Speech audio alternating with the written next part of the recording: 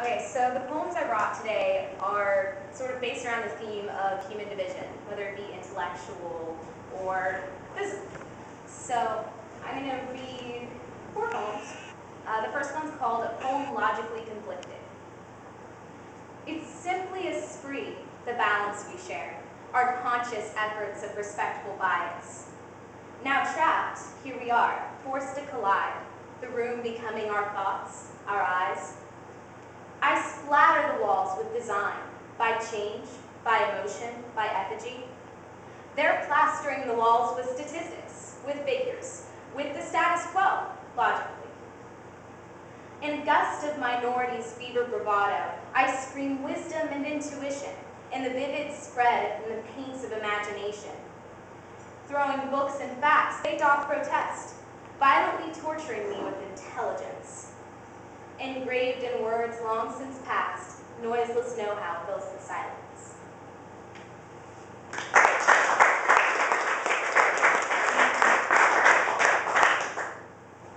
Alright, so this one's a little more on the natural side. It's called Bird Songs and Sounds of Traffic. Man-made rock is swallowed by the real nature in disapproval of fallacy. Flooding objections stain the world in puddles, raining down from dawn till dusk, dripping from a stark-faced gray expression. Small spring green blossoms between the cracks of the black cement drink this rain and find the strength to show their shadows over humans' nature. It's a short one.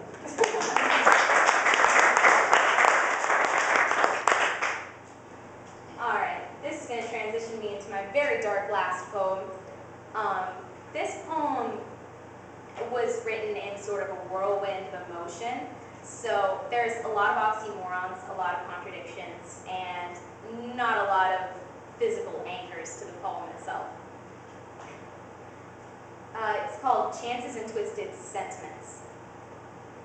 Repetitive apologies ensconce around my dizzy heart, and a rhyme that spews out into words on the wind, rushing across my empty skin and leaving me in a whirlwind silence. A breathing whisper is clutched from my tongue, curled under my lips, where all my goodbyes are hanging, dangling in an unsung melody.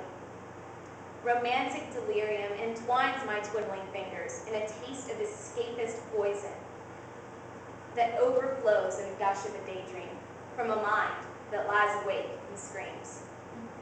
A waning murmur drips from my eyes in a sigh, wrapped about my soul where all is lost and sinking, drowning in a rueful harmony.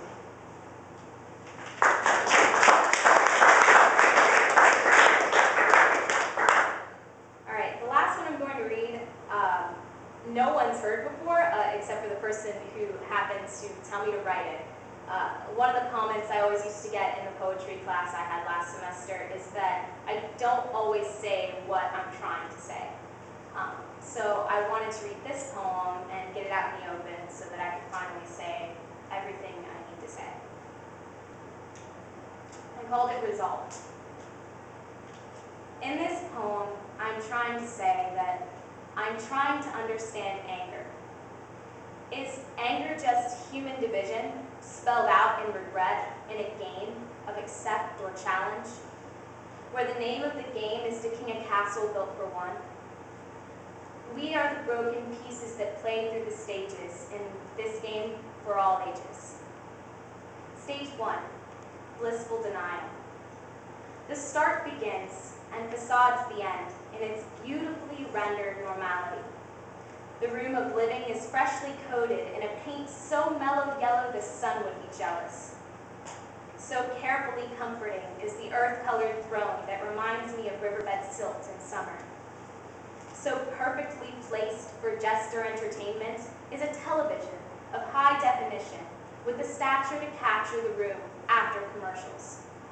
One player left distracted leaves the rest of us to play for keeps. Stage 2.